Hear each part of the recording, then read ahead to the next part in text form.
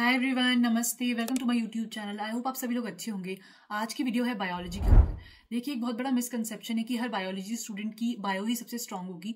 कुछ बच्चे ऐसे भी होते हैं जिनको फिजिक्स और केमिस्ट्री में ज्यादा इंटरेस्ट होता है, तो वो बायो में ध्यान ही नहीं देते हैं। वैसे तो बायो एक बहुत ज्यादा स्कोरिंग सब्जेक्ट है, पर अगर आप इसको सही तरीके से नहीं पढ़ेंगे तो इसमें मार्क्स आना बड़ा मुश्किल हो जाता है। तो मैं आपको बताऊंगी कि 3 साल में मैंने क्या चीजें सीखी हैं बायो के बारे में, किस तरीके से पढ़ना चाहिए, क्योंकि कॉन्स्टेंटली मेरे बायो में मार्क्स हमेशा अच्छे ही आते थे और बायो मेरा स्ट्रॉन्ग सब्जेक्ट था। मैं आपको बता दूं आगे चलने से पहले कि मेरे 12th क्लास में भी 100 में से 99 मार्क्स थे सीबीएसई बोर्ड्स में, और नी 2024 में मेरे मार्क्स थे 342 और नी 2025 में मेरे मार्क्स थे बायोलॉजी में 332। तो मैं आपको बताती हूँ कि मैंने किस अप्रोच से एनसीईआरटी पढ़ी थी, क्योंकि हर कोई ये तो बोलता है कि एनसीईआरटी पढ़नी चाहिए, बट क्या सही तरीका है, क्या रिवीजन प्लान है, वो मैं आपको बताऊंगी इस वीडियो में। आगे चलने से पहले मैं आपको बता दूं कि इस वीडियो में मैंने कौन कौन से टॉपिक्स कवर करे हैं, ताकि आप टाइम स्टैम्प के थ्रू वहां जाकर अपना डाउट क्लियर कर सकते हैं। सबसे पहले मैंने डिस्कस किया है कि हम वन शॉट लेक्चर देखें या डिटेल लेक्चर्स देखें। इसमें बहुत सारे बच्चे कंफ्यूज थे, और साथ ही साथ हमें नोट्स किस तरीके से बनानी चाहिए, लॉन्ग नोट्स बनानी चाहिए, शॉर्ट नोट्स बनानी चाहिए, या फिर एनसीईआरटी पढ़कर उसके साइड में जो स्पेस होती है उसको यूटिलाइज कर हमारा काम हो जाएगा। देखिए, कुछ इस तरीके से। तो मैं आगे चल के सारी चीजें कवर करूंगी। उसके बाद मैं आपको बताऊंगी कि मैंने कौन कौन से टीचर्स थे जिनसे हेल्प ली थी। उसके बाद रिसोर्स कौन कौन से रेलिवेंट होंगे, साथ साथ बेस्ट रिवीजन का तरीका क्या है, क्योंकि बायो को हम बार बार पढ़कर बोर हो जाते हैं। और एंड में मिस्टेक एनालिसिस कैसे करनी है टेस्ट के बाद बायोलॉजी में, तो मैं अपनी मिस्टेक नोटबुक भी आपको दिखाऊंगी। देखिए, सबसे पहले हम डिस्कस कर लेते हैं कि हमें लेक्चर्स किस तरीके से देखने चाहिए, वन शॉट देखने चाहिए या डिटेल लेक्चर्स देखने चाहिए, और मैंने किस तरीके से लेक्चर्स को अटेंड किया था। तो मेरे अकॉर्डिंग जो बच्चे अभी 11th या 12th में है, फर्स्ट टाइम बायोलॉजी पढ़ रहे हैं, उनको डिटेल लेक्चर्स ही देखने चाहिए, क्योंकि एनसीईआरटी के ऐसे काफी सारे पॉइंट्स हैं जो डायरेक्टली बुक से पढ़कर समझ में नहीं आते हैं। जब तक आप डिटेल में उनको नहीं पढ़ेंगे, उनकी थोड़ी एक्स्ट्रा नॉलेज आपको नहीं होगी, तब तक आप उस कॉन्सेप्ट को क्लियर नहीं कर पाएंगे। या फिर कोई बच्चा अगर फर्स्ट टाइम ड्रॉप ले रहा है, जिसने 11th या 12th में अच्छे से पढ़ाई नहीं करी है, वो भी डिटेल लेक्चर्स ही देखिएगा। पर अगर कोई ड्रॉपर है जो कि फर्स्ट टाइम ड्रॉप या सेकंड टाइम या थर्ड ड्रॉपर है, जिन्होंने बायो को लास्ट ईयर अच्छी तरीके से कंप्लीट किया हुआ है और उनको कुछ ही पर्टिकुलर टॉपिक्स में डाउट है, तो वो वन शॉट के थ्रू अपने डाउट्स को क्लियर कर सकते हैं। पर अगर आपका कोई चैप्टर बहुत वीक है, जैसे जेनेटिक्स हो गया, ह्यूमन फिजियो, या कोई भी चैप्टर जो आपको डिफिकल्ट लगता है, उसके डिटेल लेक्चर्स देख लीजिए। और जो इजी चैप्टर्स हैं जैसे इकोलॉजी, माइक्रोब्स, इन सब के आप वन शॉट देख सकते हैं। अब हम सेकंड पॉइंट डिस्कस कर लेते हैं कि हमें नोट्स किस तरीके से बनाने चाहिए। तो सबसे पहले बताती हूँ कि जो लोग 11th 12th में है या जिन्होंने अभी फर्स्ट टाइम ड्रॉप लिया हुआ है, फर्स्ट टाइम प्रिपेयर कर रहे हैं, वो डिटेल नोट्स बना सकते हैं। एक छोटा सा सजेशन मेरा रहेगा उन बच्चों के लिए जो फर्स्ट टाइम नोट्स बना रहे हैं ना। हम क्या करते हैं, स्टार्टिंग में सारी चीजें नोट कर देते हैं।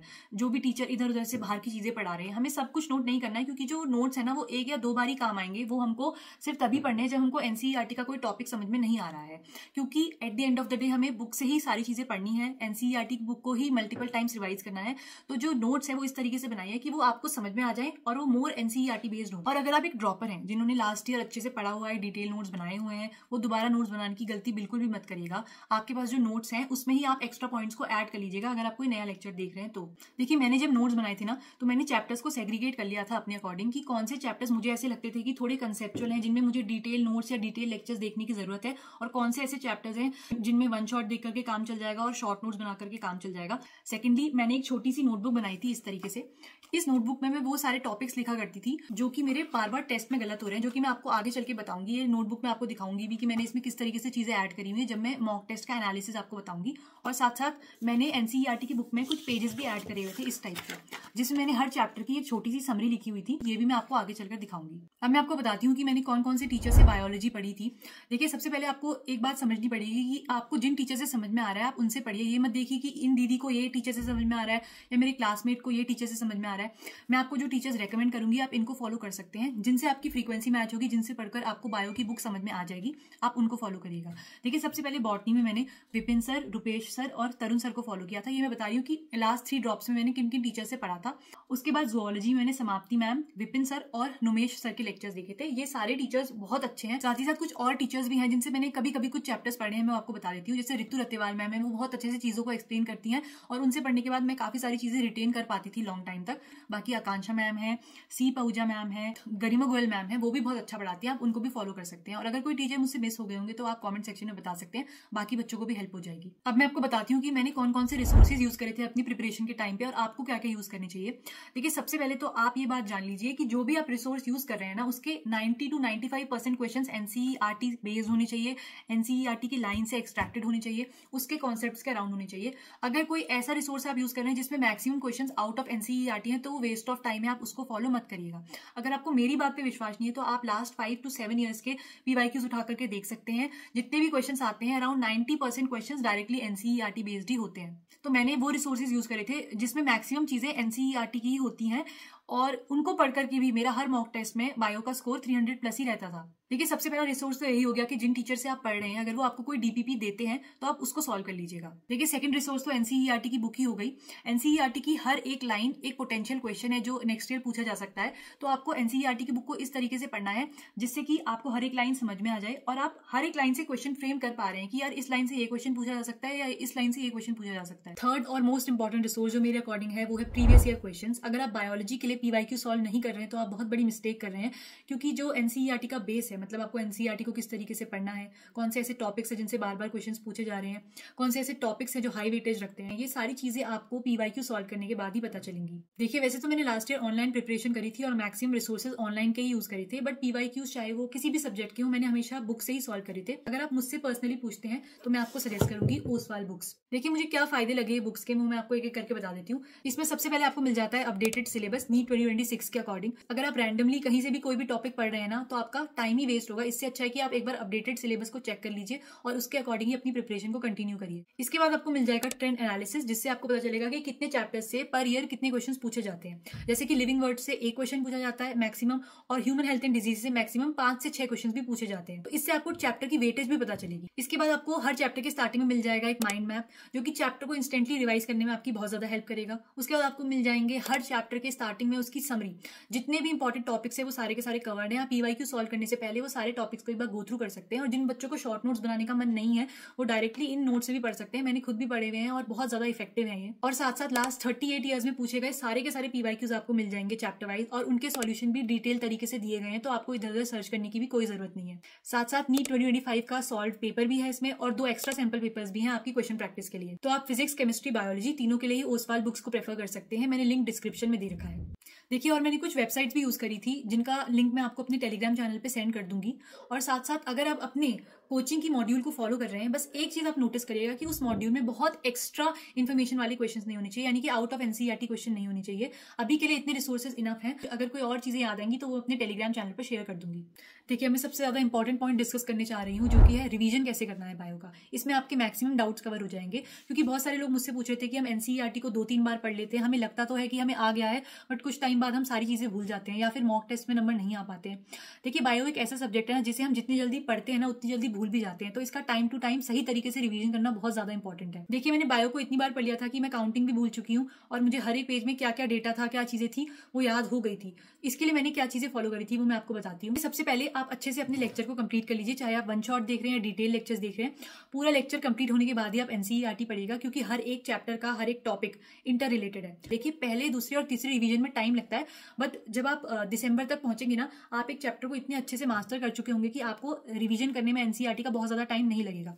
तो जब आप फर्स्ट टाइम रिवाइज कर रहे हैं, अपनी बुक खोलकर हर एक पैराग्राफ पढ़ने की कोशिश करिए, और ऐसा इमेजिन करिए कि आपके सामने कोई बैठा हुआ है और आप वो पैरा उसको समझा रहे हैं। अगर वो पैराग्राफ आप उसको पूरी तरीके से, अच्छी तरीके से समझा पा रहे हैं, जैसे टीचर्स आपको एक्सप्लेन करते हैं, तो इसका मतलब आप वो कॉन्सेप्ट समझ चुके हैं। उसके बाद जब आप सेकंड टाइम रिवीजन करेंगे, तो आप जब फिर से एनसीईआरटी को पढ़ेंगे, तो आपको क्या करना है, जो चीजें आपको इंपॉर्टेंट लग रही है वो आप साइड में नोट करते हुए चलिए, क्योंकि एनसीईआरटी की साइड में एक वाइट स्पेस दे रखा है ना, आप हर एक पैराग्राफ की छोटी सी समरी बना सकते हैं, ताकि आप अपना सिलेबस खत्म होने के बाद रिवीजन करेंगे तो आपका रिवीजन बहुत जल्दी हो जाएगा उससे। देखिए अब आप अपनी बुक को 2-3 बार रिवाइज कर चुके हैं, अब आप क्या कर सकते हैं, कुछ ऐसे टीचर्स हैं जिन्होंने एनसीईआरटी लाइन बाय लाइन को एक्सप्लेन किया हुआ है, आप उनको फॉलो कर सकते हैं, ताकि अगर आप कोई पॉइंट मिस कर रहे हैं बार बार एनसीईआरटी रिवाइज करते टाइम, तो वो आपको नई चीज ऐड हो जाएगी। आपको पता है एनसीईआरटी की बुक एक ट्रेजर की तरह है, आप जितनी बार उसको पढ़ेंगे आपको कोई ना कोई नई लाइन मिलेगी। जैसे कि विपिन सर ने प्लेलिस्ट बना रखी है, अनमोल सर हैं, उन्होंने प्लेलिस्ट बना रखी है, आकांक्षा मैम है उन्होंने प्लेलिस्ट बना रखी है, आप इनमें से किसी की भी प्लेलिस्ट को फॉलो कर सकते हैं। फिर जब आपकी एक यूनिट खत्म हो जाएगी, मान लीजिए आपकी प्लांट फिजियो खत्म हुई, तो आप क्या करिए, एक दिन सारे के सारे एग्जाम्पल्स ही याद करिए, सिर्फ और सिर्फ।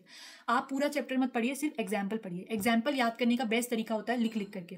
मैं आपको बता भी नहीं सकती कि मैंने एनिमल किंगडम के एग्जाम्पल को 100 बार से ज्यादा लिखा था, पर मुझे फायदा क्या होता, लास्ट तक मुझे सारे के सारे नाम ऐसे पॉइंट वाइज लाइन से सब चीजें याद हो गई थी।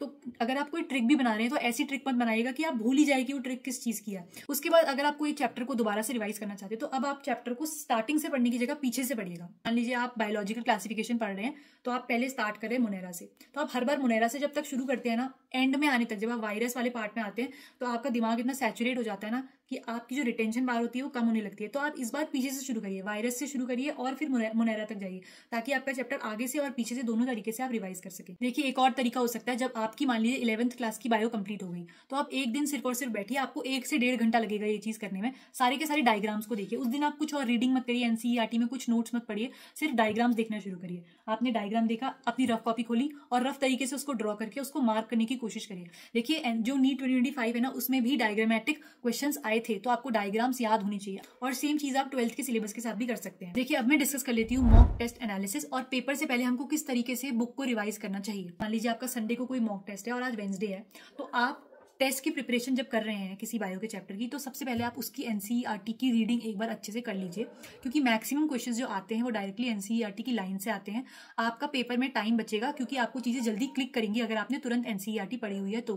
देखिए और मैं आपको सजेस्ट करूंगी कि आप हर मॉक टेस्ट के साथ अपनी वीक टॉपिक्स को आइडेंटिफाई करते हुए भी चलिए। जैसे कि जो मेरी डायरी थी ना, तो मैं इसमें वो सारे पॉइंट्स नोट किया करती थी जो मैं मॉक टेस्ट में गलत करती थी। जैसे कि जो मेरा सेल साइकिल वाला चैप्टर था ना, मैं यहाँ पे वीडियो लगा दूंगी इस डायरी की, उसमें मेरा मियोसिस वाले पार्ट से हमेशा क्वेश्चन गलत होता था, तो मैं उसको इस जगह पे नोट कर लेती थी। जैसे मेरा चैप्टर था न्यूरल कंट्रोल वाला जो चैप्टर था, उसका जो ब्रेन वाला पार्ट था ना, उससे मेरे कई बार क्वेश्चन गलत होते थे, तो मैंने उसकी एक शॉर्ट समरी बना ली थी। जैसे कि मॉर्फो के कुछ एग्जांपल्स थे जो मैं बार बार बोलती थी, मैंने उसकी शॉर्ट समरी बना ली थी। तो आपको क्या करना है, हर मॉक टेस्ट के साथ अपना वीक टॉपिक भी आइडेंटिफाई करते हुए चलना है। देखिए इस टाइप की डायरी बनाने का एक फायदा और जो मुझे लगा था, कि जब मैं खाली बैठा करती थी और मेरा पढ़ने का मन नहीं किया करता था, तो मैं इसके 5-6 पन्ने पढ़ लिया करती थी। इससे क्या होता था, जो मेरे वीक टॉपिक्स हैं वो मैं एक बार गो थ्रू कर लेती थी ना, तो मॉक टेस्ट के टाइम पे ज्यादा चांसेस होते थे कि मेरे इन टॉपिक से क्वेश्चन दोबारा गलत ना हो। और साथ साथ मैंने ह्यूमन फिजियो के चैप्टर्स की ऐसे छोटी छोटी पेजेस में शॉर्ट नोट्स बना लिए थे। इससे मुझे क्या फायदा था, जैसे जो डेटा होता है ना, जैसे कि आपका लोकोमोशन वाला चैप्टर है, तो उसमें कहाँ कितनी बोन्स हैं, बोन्स के नाम क्या हैं, ये सारी चीजें मैंने नोट कर ली थी। या फिर ब्लड सर्कुलेशन में कितने ml ऑफ ब्लड कितना CO2 कैरी कर रहा है, कितना O2 कैरी कर रहा है, ये जो डेटा है ना, ये सारे पॉइंट्स में इस टाइप के शॉर्ट नोट्स या इस टाइप की डायरीज में नोट किया करती थी। तो अगर आप ये अभी से बनाते हुए चलेंगे ना, तो एंड में जब आपका फुल सिलेबस टेस्ट होगा, तो आपको जल्दी जल्दी रिवीजन करने में हेल्प होगी। देखिए अगर आपने मॉक टेस्ट तो दे दिया, पर आपने उसका एनालिसिस नहीं किया, तो आपको कोई फायदा नहीं होगा। आपको क्या करना है, अपना मॉक टेस्ट देने के बाद बायो का वाला सेक्शन खोलना है, उसके जो 90 क्वेश्चन हैं आपको देखना है कि कौन से ऐसे क्वेश्चन हैं जो आपके सिली मिस्टेक की वजह से, यानी कि आपने इनकरेक्ट को करेक्ट पढ़ लिया था या करेक्ट को इनकरेक्ट पढ़ लिया था, उस तरीके से गलत हुए हैं। कौन से ऐसे क्वेश्चन है जो आपने जल्दीबाजी में गलत करे हैं।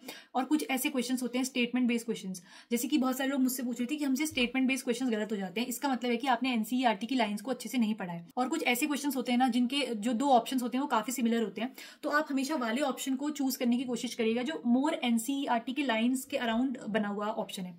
या फिर ये आपको देखना पड़ेगा कि आपका वो कॉन्सेप्ट अच्छे से क्लियर है या नहीं है। आपका मॉक टेस्ट का स्कोर इस तरीके से ही इंक्रीज होगा। एनसीईआरटी को धीरे धीरे रिवाइज करने के बाद, अपनी गलतियों को एनालिसिस करते हुए चलने के बाद, रोज क्वेश्चन प्रैक्टिस करने के बाद, यही छोटे छोटे स्टेप्स हैं जिनसे आपके मॉक टेस्ट का स्कोर इंक्रीज होगा। और साथ साथ मैं आपको 2 बोनस टिप्स भी दे देती हूँ जो मुझे बहुत हेल्पफुल लगी थी। जब भी आप किसी चैप्टर को रिवाइज करते हैं ना, तो रात में सोने से पहले एक बार अपने दिमाग में उस पूरे चैप्टर को गो थ्रू कर लीजिए। उसमें जितने एग्जाम्पल्स थे, जितनी चीजें आपको रिटेन रह पा रही है, आपको खुद पता चल जाएगा। जो चीजें याद नहीं रह पा रही हैं, उसको या तो अपनी मिस्टेक डायरी में नोट कर लीजिए, या फिर अगले दिन सेम चीज को दोबारा से रिवाइज कर लीजिए।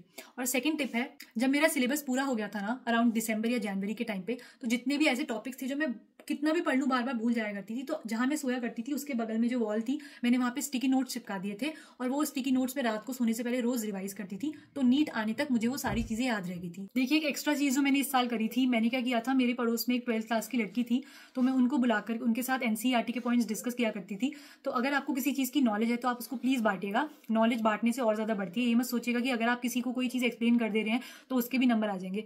ज्यादा फायदा आपको ही होगा, इससे आपका रिविजन और बेटर होगा। अगर आप कोई कॉन्सेप्ट दूसरे को अच्छे से समझा पा रहे हैं ना, इसका मतलब वो कॉन्सेप्ट आपका बहुत ज्यादा स्ट्रांग हो गया है। ये एक एक्स्ट्रा पॉइंट है, आप ऐसा नहीं भी कर सकते हैं। अगर आपके पास टाइम नहीं है तो आप अकेले भी पढ़ सकते हैं। आई होप इस वीडियो से आपको हेल्प हुई होगी। अगर कोई पॉइंट मुझसे मिस हो गया है तो आप कमेंट सेक्शन में मुझसे पूछ सकते हैं, और प्लीज नेक्स्ट वीडियो के लिए भी मुझे सजेशन दे दीजिएगा। Thank you so much for watching. Bye.